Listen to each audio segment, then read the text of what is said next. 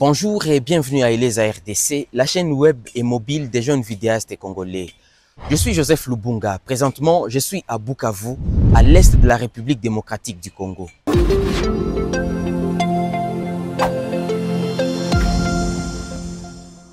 Aujourd'hui, je vous amène avec moi pour explorer la question de la gestion des déchets plastiques dans la ville de Bukavu. Ces problèmes qui touchent les infrastructures de la centrale hydroélectrique de Bukavu. Bienvenue avec moi. Le barrage des Ruzizi 1er est d'une grande importance pour la production d'électricité. Le barrage est situé sur la rivière Ruzizi qui relie le lac Kivu au nord et le lac Tanganyika au sud, marquant la frontière naturelle entre la République démocratique du Congo et le Rwanda.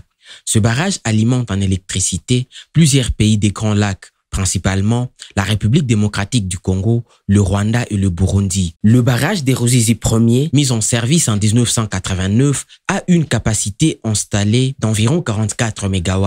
Mais il est gravement menacé par l'accumulation des déchets plastiques dans la rivière. Les dégâts sont réels, obstruction, arrêts fréquents pour maintenance et des coûts d'entretien élevés. Christian Sanvoura, chargé du bureau technique à la centrale hydroélectrique de Ruzizi 1er, nous dit plus sur ces défis. Ça nous pose beaucoup de problèmes parce qu'en temps normal, il y a beaucoup de déchets ici et nous sommes obligés de les évacuer. Nous les évacuons à cause de leurs impacts sur nos machines car ils viennent obstruer nos conduites forcées et l'eau ne sait plus passer pour arriver à nos turbines.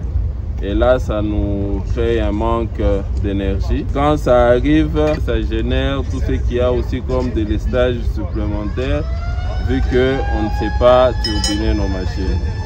Donc la seule recommandation que nous pouvons formuler, c'est le respect de l'environnement. Le problème plastique va bien au-delà de la mécanique. Ladislas Witanene, expert en environnement au bureau de la Société civile environnementale du Sud Kivu, nous explique les impacts écologiques et sociaux de cette pollution. Par rapport à cette question, aujourd'hui au niveau de la province de Sud Kivu, dans la ville de Bukavu et dans d'autres villes de la province, il y a un sérieux problème de la gestion des déchets plastiques mais aussi liquides. Quand nous pouvons le voir au niveau de la ville de Bukavu avec la présence de plusieurs dépotoirs illégaux, et cela a de l'impact sur la vie de la population, sur les infrastructures, sur les usines et même sur la vie socio-économique de la population locale au niveau de la ville de Bukavu. Et maintenant, du fait qu'il n'y a pas la politique de gestion des déchets au niveau de la ville de Bukavu, quand tout le monde, par exemple, on finit à siroter un jus, on jette une bouteille par-ci par-là. Le ménage aussi avec la politique qu'ils ont de jeter les immondices dans les caniveaux. Et quand maintenant il plaît, tout se ramène au niveau des lacs Kivu. Et maintenant, les lacs Kivu à son tour communiquent avec les lacs Tanganyika en passant par la rivière Ruzizi. Maintenant,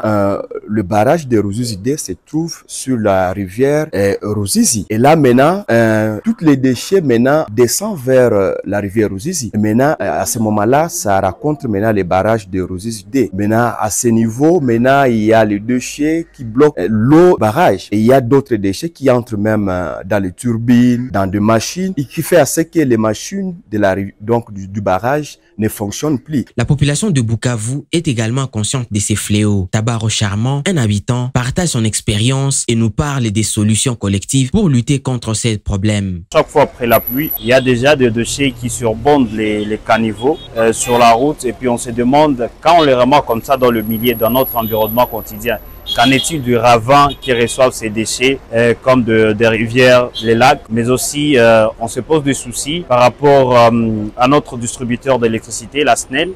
On s'est dit que la plupart de ces déchets qui encombrent leur aire de versoir, proposition d'abord, en tant que population, c'est la prise de conscience, de comprendre que plus nous jetons nos déchets dans le caniveau, plus nous empoisonnons notre environnement, plus nous sommes en train d'empoisonner notre environnement. Non seulement nous sommes souffrants, il y a aussi l'écosystème qui est aussi souffrant de ces déchets dans les lacs et dans les rivières. Et au-delà de ça, on demande au gouvernement de disponibiliser, s'il y aura un fonds de départ pour qu'à chaque moment qu'il y ait cette pluie, qu'il y ait au moins évacuation de ces déchets au niveau des centrales et ces évacuations de déchets au niveau des ravins du lac. Pour protéger le barrage et l'environnement, deux gestes simples suffisent. réduire l'utilisation de plastique, recycler et participer aux actions communautaires de nettoyage. Seule une approche collective permettra de protéger nos infrastructures et nos ressources naturelles. Alors, comment agir ensemble pour mettre fin à ce problème? Dites-le nous en commentaire. Également, n'oubliez pas de vous abonner à notre chaîne pour ne rater aucun de nos reportages. Salut!